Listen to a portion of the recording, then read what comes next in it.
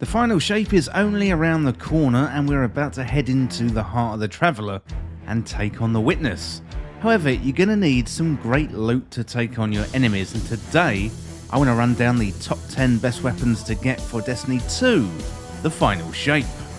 But if you find this useful, then subscribe for more Destiny 2 content, plus don't forget to hit that notifications bell to never miss an update. Okay, without further delay, let's dive into these weapons, and I've picked out the top 5 PvP and the top 5 PvE weapons. Plus we've got a mix of legendary and exotic weapons here, plus how to get them all. Well, first of all, let's dive into PvP weapons. So Ace of Spades, first of all, it's an exotic hand cannon introduced in Destiny 2 Forsaken.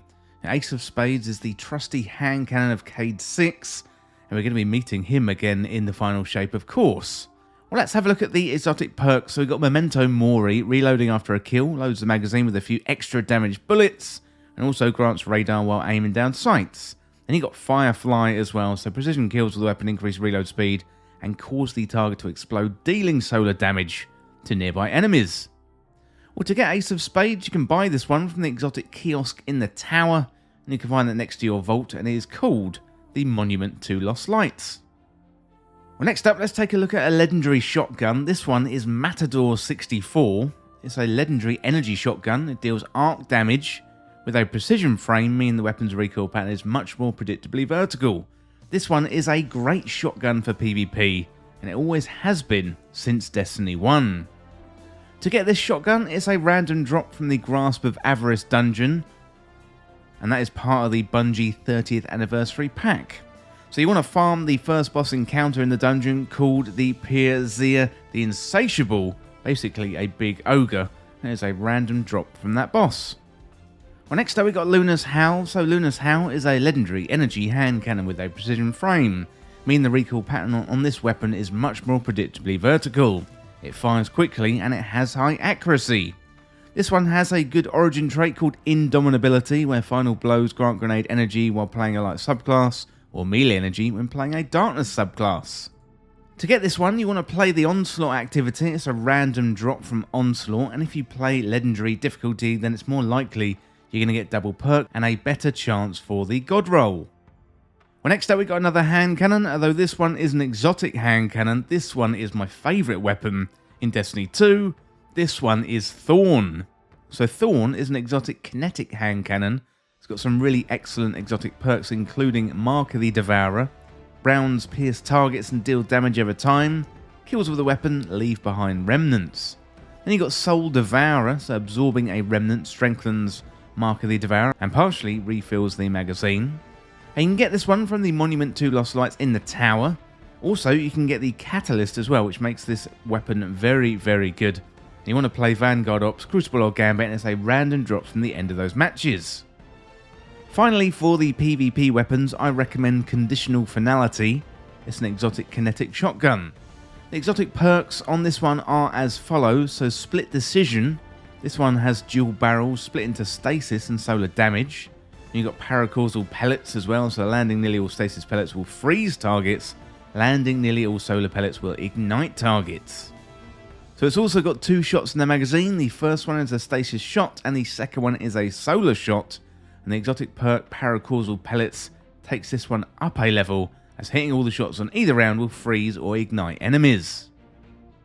Well, to get Conditional Finality, you want to beat the final boss in the Root of Nightmares raid, and that of course is Nezarec, the final god of pain. You've got an approximately 3% chance of this weapon dropping for you, and you've got 3 chances per week to get the weapon, or you can wait until the Root of Nightmares is the featured raid for the week and farm the final boss. Well, that's the PvP weapons. Let me know in the comments what you think, and let me know what you think I have missed. But next up, we got the PvE weapons. And first of all, we've got a very hot one right now. This is Edge Transit. So Edge Transit is a legendary power grenade launcher with an adaptive frame. It's got a well-rounded grip, it's reliable, and it's sturdy. A good PvE roll on this one is Cascade Point and Bait and Switch. So Cascade Point is where final blows or sustained precision hits with another weapon increase the weapon's rate of fire for a short duration. And then Bait and Switch is where you deal damage with all equipped weapons within a short time to give this weapon a damage boost. And to get this one, you just want to play the Onslaught activity, and you can find that in the Into the Light node before the final shape, although if you're watching this after the final shape releases, you'll be able to find Onslaught in the Vanguard node via the Director. Next up, we got another brave weapon. This one is the Mountaintop. So the Mountaintop is a legendary kinetic grenade launcher with a micro missile frame, meaning the weapon fires a high-speed projectile in a straight line and deals reduced self-damage. You can move faster with this weapon equipped. A good roll on this one is auto-loading holster and Vorpal weapon. So auto-loading holster first, so the holstered weapon is automatically reloaded after a short period of time, and Vorpal weapon is where increased damage against bosses, vehicles and guardians with a super active. To get this grenade launcher, you want to play the Onslaught activity, and the Mountaintop is a random drop after the boss phase for each 10 waves completed. Well, next up for the PVE weapons, we've got Dragon's Breath. This one is an exotic rocket launcher. Let's have a look at the weapon in a little bit more detail. So the first exotic intrinsic is Burn the World, so the fuel counter passively increases the longer you go without firing it to a maximum of ×5. Firing Dragon's Breath then empties the counter, transferring all the fuel to the rocket. Rockets then embed themselves in struck targets, causing scorch damage and periodically ejecting incendiary fuel pools all around that inflict scorch damage to anyone standing in them. And the more fuel a rocket is fired with, the longer it lasts before detonating and the more the fire spreads. So the basic translation is for that: fire the explodey thing and fire damage enemies. It's also got high octanes. That means with this intrinsic, nearby ignitions instantly refill your Dragon's Breath with 2 fuel, plus also when its fuel fully refills, it reloads itself. So to get this one, you can get it from the current Season Pass in Season of the Wish. So Dragon's Breath is available on the Season Pass rewards track. So if you paid for the season, you'll be able to unlock it instantly at number 1. But if you're a free-to-play player, you can get it too. It's available at rank 35. Next up, we got Indebted Kindness. This one is a legendary energy sidearm with a rocket-assisted frame, and that means the sidearm fires a self-propelled rocket ammunition, and projectiles explode on impact for high damage.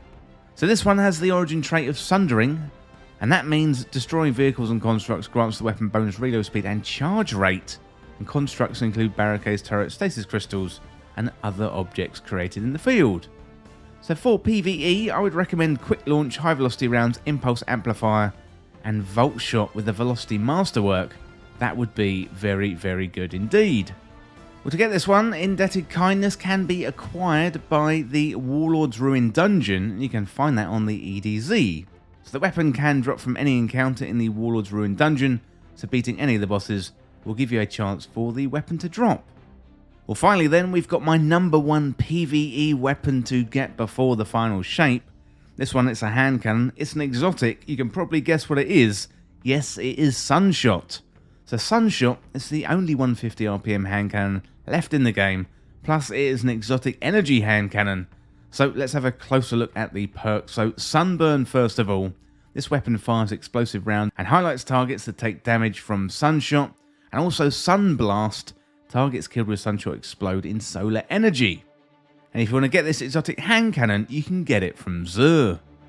And also Zur arrives on Friday and goes away on Tuesday, and I always do a weekly update on Zur, so subscribe to the channel to never miss an update. Well, that is it for my best weapons to get before the final shape, but let me know in the comments what you think. Let me know if I've missed anything for PvP, and also if I've missed anything for PvE content as well. Well, that is it today for the best weapons to get before the Destiny 2 Final Shape DLC. And as always, thank you so much for watching or listening. Don't forget you can hit that subscribe button down below for even more Destiny 2 content here on Endgame Express. You can also hit the like button and the share button too. That would really help us out here on the channel. Well, thanks again. I'll see you soon. Well, thank you for watching that video, and today I'd like to talk about Endgame Express Backstage, the home of exclusive content for fans of Endgame Express. To join, simply join up through Patreon or the YouTube membership. You get early access and exclusive content, shout-outs in the videos, access to live streams, plus also access to our exclusive Endgame Express Backstage community Discord. Well, here's some more information about the tiers. So in Tier 1, that is $2.99 a month, you get access to our community Discord and also early access to content. In Tier 2, that is $4.99, and you get shoutouts in the credits of videos, and also you get access to community polls and help shape the content. For Tier 3, that is $8.99, and you'll get access to exclusive community videos, and also get access to exclusive live streams as well. Well, the core content on Endgame Express is always going to be free, but if you want to go above and beyond and support Endgame Express, then all you need to do is get access to Endgame Express Backstage today through Patreon or YouTube membership. You know, Endgame Express is a one-man band right now, but I would love to expand into more games, podcasts, more channels, but to do that, I'm going to need your help to make this sustainable, and in return, I offer you some exclusive benefits and backstage-only content. Well, if you enjoy Endgame Express, then consider Endgame Express Backstage today. You can hit that membership button right down below, or you can find us on the Patreon links, and you'll find those links in the description. Well, thank you for listening, and thank you once again for watching, and I'll see you very soon.